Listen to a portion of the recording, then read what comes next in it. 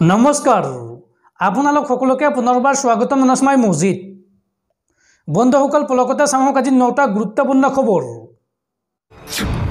প্ৰথমটো খবৰ অহা 22 জানুৱাৰীত দেশবাসীয়ে উদযাপন কৰিব দীপাৱলী। দেশৰ 140 কোটি জনতাক দীপাৱলী উদযাপন কৰাৰ আহ্বান জনালে প্ৰধানমন্ত্ৰী নৰেন্দ্ৰ মোদীয়ে। ৰাম মন্দিৰ উদ্বোধন হোৱাৰ দিনা উজ্বলি থাকিব সমগ্ৰ দেশ। দেশৰ 140 কোটি জনতাক হাতজোৰ কৰি প্ৰধানমন্ত্ৰী নৰেন্দ্ৰ মোদীৰ আহ্বান। 22 জানুৱাৰীত দেশবাসীক দীপাৱলী উদযাপন কৰাৰ আহ্বান জনালে প্ৰধানমন্ত্ৰীয়ে। অযোধ্যাৰ পবিত্ৰ ভূমিৰ পৰাই দেশবাসীক এই আহ্বান নৰেন্দ্ৰ মোদীৰ। সকলোকে সন্ধিয়াৰ সময়ত চাকি জ্বলোৱাৰ অনুৰোধ জনাইছে প্ৰধানমন্ত্ৰীগৰাকীয়ে। অযোধ্যাত ৰাম বিৰাজমান হোৱাৰ দিনাই নিজৰ ঘৰত জ্বলাওক ৰামবন্তী।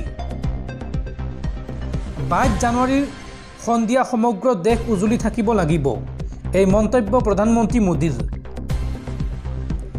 ৰাম মন্দিৰ উদ্বোধনক লৈ দেশজুৰি বৰ্তমান উখল মাখল পৰিৱেশ।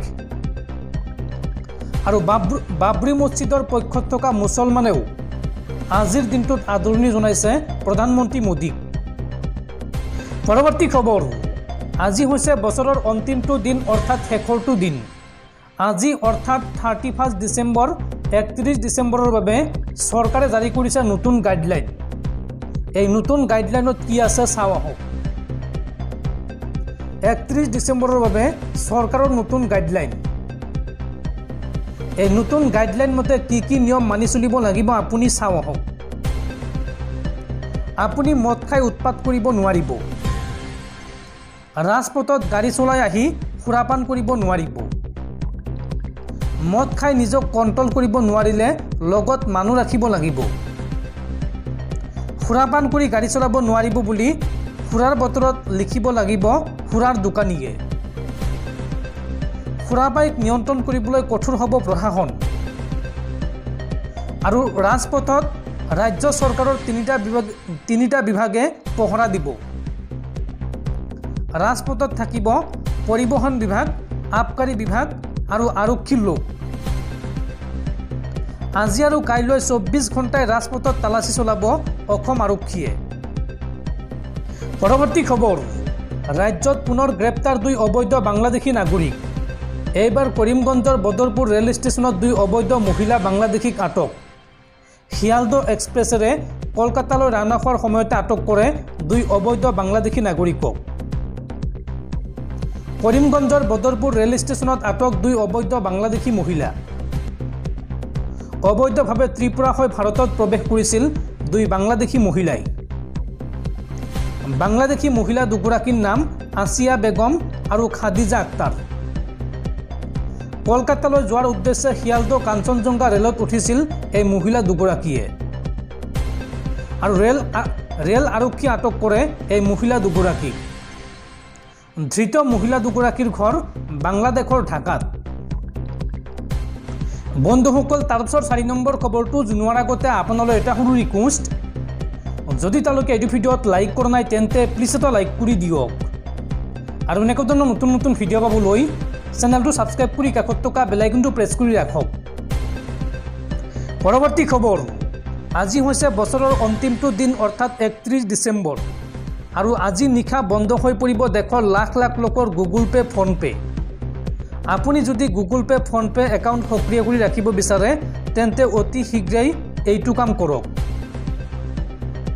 হাজাৰ হাজাৰ গুগল পে' ফোনপে' একাউণ্ট নিষ্ক্ৰিয় হ'ব 31 ডিচেম্বৰ অৰ্থাৎ আজি নিশা 12 বজাৰ পিছত। UPI লেনদেনৰ ক্ষেত্ৰত নতুন নিয়ম প্ৰযোজ্য হ'ব নতুন বছৰত। দীৰ্ঘদিন ধৰি নিষ্ক্ৰিয় হৈ থকা UPI ID বন্ধ কৰিব NPCIয়ে। এবছৰ পুৰণি নিষ্ক্ৰিয় হৈ থকা সকলো UPI ID বন্ধ হ'ব। যদিহে আপুনি এবছৰ ধৰি লেনদেন কৰা নাই তেন্তে আপোনাৰ গুগল পে' ফোনপে' বা পেটিএম বন্ধ হৈ পৰিব। আপুনি সক্ৰিয় কৰি ৰাখিবলৈ অতি শীঘ্ৰেই লেনদেন কৰক। কোনো ধৰণৰ লেনদেন কৰিব পৰা নাযাব পুৰণা UPI IDত, অৰ্থাৎ যিটো বন্ধ হ'ব সেই IDত আপুনি আৰু লেনদেন কৰিব নোৱাৰিব। 31 ডিচেম্বৰত নিশা 12 বজাৰ পৰা বন্ধ হ'ব পুৰণি নিষ্ক্ৰিয় UPI ID। ভুলবশত হোৱা লেনদেনৰ পৰিমাণ হ্ৰাস কৰিবলৈ এই সিদ্ধান্ত হাতত লোৱা হৈছে। গ্ৰাহকক প্ৰবঞ্চনাৰ পৰা ৰক্ষা কৰিবলৈ NPCIৰ এই সিদ্ধান্ত। পৰৱৰ্তী খবৰ, 2024 পাকিস্তানৰ সাধাৰণ নিৰ্বাচনত অংশ ল'ব নোৱাৰিব পাকিস্তানৰ প্ৰাক্তন প্ৰধানমন্ত্ৰী ইমৰান খানে। ইমৰান খানৰ মনোনয়ন পত্ৰ খাৰিজ কৰিছে পাকিস্তানৰ নিৰ্বাচন আয়োগে। সম্প্ৰতি কাৰাগাৰত বন্দী হৈ আছে ইমৰান খান আৰু কাৰাগাৰৰ পৰা প্ৰাক্তন প্ৰধানমন্ত্ৰীগৰাকীয়ে দাখিল কৰিছিল মনোনয়ন পত্ৰ, কিন্তু সেই মনোনয়ন পত্ৰ খাৰিজ কৰিছে পাকিস্তানৰ নিৰ্বাচন আয়োগে। উল্লেখযোগ্য যে অহা 8 ফেব্ৰুৱাৰীত অনুষ্ঠিত হ'ব পাকিস্তানৰ সাধাৰণ নিৰ্বাচন। পৰৱৰ্তী খবৰ, উগ্ৰপন্থী সংগঠন আলফা আৰু চৰকাৰৰ শান্তি চুক্তিক লৈ ৰাজ্যজুৰি অব্যাহত আছে তীব্ৰ প্ৰতিক্ৰিয়া আৰু তাৰ মাজতে এই সন্দৰ্ভত এইবাৰ প্ৰতিক্ৰিয়া প্ৰকাশ কৰিছে ৰাজ্যৰ বিশিষ্ট বুদ্ধিজীৱী ডক্টৰ হীৰেন গোহাঁইয়ে। হীৰেন গোহাঁইয়ে এই সন্দৰ্ভত মন্তব্য কৰি কয় যে শান্তি চুক্তিখন হিমন্ত বিশ্ব শৰ্মাই লিখি দিয়া যেন লাগে। আলফা আৰু চৰকাৰৰ শান্তি চুক্তিখন হিমন্ত বিশ্ব শৰ্মাই লিখি দিয়া যেন লাগে। আলফা চৰকাৰৰ শান্তি চুক্তিক লৈ অসন্তুষ্ট ৰাজ্যৰ বিশিষ্ট বুদ্ধিজীৱী ডক্টৰ হীৰেন গোহাঁই। এই চুক্তিত আলফা নেতৃত্বৰ অপৰিপক্কতা প্ৰকাশ পাইছে। বিজেপিৰ এজেণ্ডা মতে চুক্তি হোৱা যেন লাগে। এই মন্তব্য ৰাজ্যৰ বিশিষ্ট বুদ্ধিজীৱী ডক্টৰ হীৰেন গোহাঁইৰ। পৰৱৰ্তী খবৰ, অযোধ্যাত ৰাম মন্দিৰ নিৰ্মাণৰ পিছত এইবাৰ অযোধ্যাত নিৰ্মাণ হ'ব ইছলাম ধৰ্মীয় লোকসকলৰ পবিত্ৰ মছজিদ আৰু ইতিমধ্যে প্ৰস্তুত কৰা হৈছে এই মছজিদৰ আৰ্হি। মছজিদৰ প্ৰতিটো ইটাত লিখা থাকিব কুৰাণৰ বাণী আৰু মক্কাৰ ইমামে আদায় কৰিব প্ৰথম নামাজ। ফেব্ৰুৱাৰী বা মাৰ্চত আৰম্ভ হ'ব অযোধ্যাৰ মছজিদ নিৰ্মাণৰ কাম। হাজাৰ হাজাৰ ইমাম আৰু উলেমাৰ উপস্থিতিত আৰম্ভ কৰা হ'ব এই মছজিদ নিৰ্মাণৰ কাম। বিশাল ভূমিত নিৰ্মাণ হ'ব তাজমহলতকৈও ধুনীয়া মছজিদ আৰু ইতিমধ্যে সম্পূৰ্ণ কৰা হৈছে এই মছজিদৰ আৰ্হি। উদ্বোধনী অনুষ্ঠানত উপস্থিত থাকিব কেইবাখনো ইছলামিক দেশৰ ৰাজকুমাৰ। অযোধ্যাৰ লগতে সমগ্ৰ ভাৰতবৰ্ষত শান্তি প্ৰতিষ্ঠা কৰিব এই মছজিদে। ৰাম মন্দিৰৰ পৰা 26 কিলোমিটাৰ দূৰত ধনীপুৰত নিৰ্মাণ হ'ব এই বৃহৎ মছজিদ আৰু এই মছজিদৰ নাম ৰখা হ'ব মহম্মদিন আব্দুল্লাহ মছজিদ। পুনেৰ বিখ্যাত স্থাপত্য শিল্পী ইমৰান শ্বেখে প্ৰস্তুত কৰিছে মছজিদৰ আৰ্হি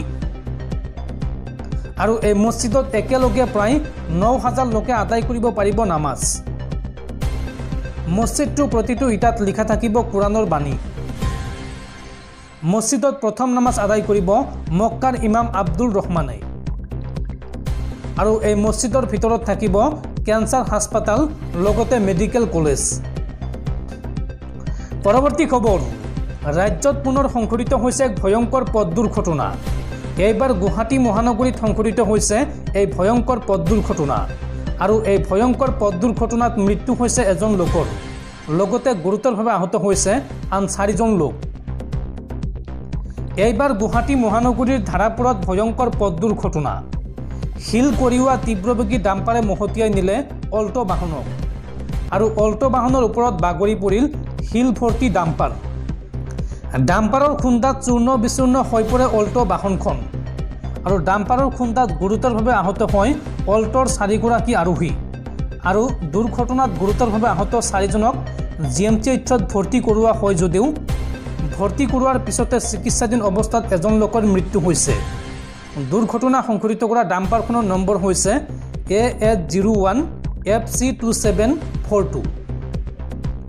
পৰৱৰ্তী খবৰ, ৰাজ্য কঁপাই যোৱা APSC কেলেংকাৰীক লৈ ডাঙৰ খবৰ। APSC কেলেংকাৰী সন্দৰ্ভত এইবাৰ আন এজন ৰাজপত্ৰিত বিষয়াক তলব SITৰ। এইবাৰ SITয়ে চমন জাৰি কৰিছে দ্বিতীয় দিব্যজ্যোতি কাৰ্জীলৈ। ধনৰ বিনিময়ত চাকৰি লোৱাৰ অভিযোগ উত্থাপন হৈছে কাৰ্জীৰ বিৰুদ্ধে। অবৈধ প্ৰক্ৰিয়াৰে দ্বিতীয়ৰ পদ দিয়া হৈছিল দিব্যজ্যোতি কাৰ্জীক।